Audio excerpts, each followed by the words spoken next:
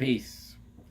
So, a couple of commenters, subscribers requested, was wondering what happened to the squeaky chair. There it is. And if you don't believe it's the real chair, this is the actual chair that I was using when I made my original videos. So I've been sharing, it's right here. I've been sharing content not related to Scientology, and I'm trying to keep it related to that on this channel, Log World. But there were a couple of things that that I wanted to share, some music and stuff. I hope you don't mind me sharing music every now and then. Just heard my song on the radio here in Lake Charles, and I've heard songs that I've played on radio and film and television, but I've never felt this way. Like this was a local hometown station, is where I'm from, playing a song that I wrote. It's a ridiculous song. It's just a heavy metal song about wizards, and there's a video on my channel promoting it. So anyways, that was a cool feeling this morning. I got a report to turn in today for my psych class, which is my current major. I'm really interested in studying psychology for probably some obvious reasons. The foremost being I was, conditioned into a cult. So, I was a victim of this system that they put together, which combines classical conditioning and other methods of control. It's an interesting thing. There's some interesting things I've been learning in just the basic 101 class about some of the experiments that were done in the early days of psychology that Scientology would definitely claim, human rights abuses, which there were. The ethical guidelines were much different, and over time, these experiments, like Milton's experiments, where he had people, it was an experiment about authority and blind obedience to authority, essentially. It was after World War II, and he was wondering how did so many people, because at the Nuremberg trials, many of the people who were on trial said they were simply doing their job. So he wanted to do an experiment and find out if people, based on just authority, with no previous, I guess you would call, preconceived notion that this person is an authority, so just a random authority figure telling them to do something. And in this case, the authority figures were the experimenters, and they did not cease the experiment, even though there were many human rights abuses happening. It was a prison experiment where people were guards and prisoners, and they took friends and paired them up, and then they had one as a guard, one as a prisoner, and they did that. They did these pairings, and it turns out that the friends would do very cruel things to each other, just because the experiment was, well, in their mind, they were the experiment was the authority, and they became corrupt, and they started doing these things to their own friends. The experimenters had to stop the experiment. So, the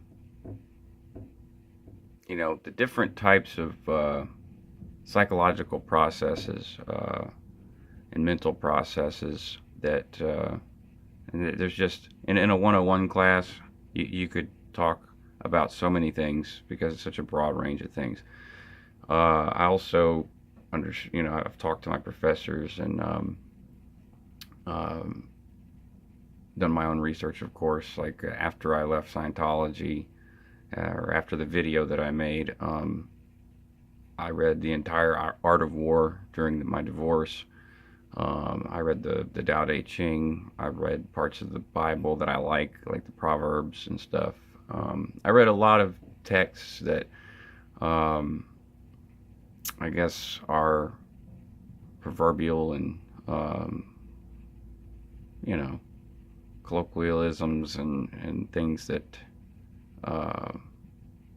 cultures have used for thousands of years to have peace of mind, or to, you know, reduce violence or insanity, stuff like that. The things that Scientology claims to do, or aims to do. I'm still not a Scientologist, so that's good.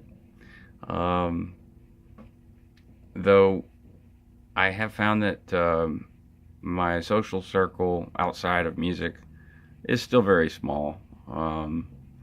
I'm not doing that intentionally. I'm just trying to focus on school and music and work and my kids. So those were the things that I studied, and now I'm studying psychology. What I'm quite interested in is a new subject, or a new field, cyber-psychology. I worked in IT for a number of years. Before IT was really a booming industry, I worked in a highly technical field with audio. So switching over careers from audio to IT was pretty simple for me, because it works similar. It's like pipelines, and you can have, I mean, some people look at a big mess of wires and think, oh my God, I don't know what to do. Well, when I look at it, I just, you know, it's pretty easy for me to sort out what's going on there. It's just lines going from one point to another, point to point, in most cases. Similarly, neurologically, you have, you know, all of these little neurons and connections, and afferent neurons, and neurons that, or neuron chains that are afferent chains of neurons that, I'm using horrible terminology. I'm still a little pumped and like high on caffeine, I guess, in life. The way that you create memories, the way that you learn, these are the things that I'm studying. I'm studying them with a passion, because I really do have a passion for it. I haven't spoken to my brother, who was in the cult with me, in quite a while. I don't know what's going on. I mean, I kind of do, but I'm not talking about it. There's something going on, and it's none of my business. It's none of anyone's business, really. The end product is that I don't really talk to him much. I don't see him much. When I try to go see him, I don't get to see him. So I'm a little sad about that. There are issues still with my ex-wife. You know, autism can be difficult to deal with, and then her sister's going through a hard time right now, a divorce, and you know, divorce is always difficult. So I feel for all those people, you know, that if you're going through a divorce, I feel for you, man, whether you're a man or a woman. But especially if you're a man in a southern state, because, you know, not being able to see your kids will really, really do your head in. I would really like to study cyber-psychology, and because of my IT background, and because of my background in Scientology. I see a lot of things on Facebook, and a lot of algorithms out there that, and Facebook has been caught doing this without prior permission from Facebook users, of doing survey tests on them and doing well, conditioned stimulus or unconditioned stimulus and unconditioned response, basically experimental psychological testing on Facebook users. And to me, that's an ethical question. Well, it raises ethical questions, and whether or not they're still doing it, that's up for most people to debate. In my experience, and my gut tells me that they are still doing it, and many other websites are doing it. Amazon, everyone's tracking everything, and that's not necessarily a bad thing. Like I said, it's an ethical concern, and in most cases, they're just trying to provide better service to their end users. However, entities that have access to very powerful computers that can generate algorithms to detect specific criteria or specific values of anything. It could be the color of your eyes, when you were born, how many posts do you make a week about your kids? I mean, it literally could be anything, and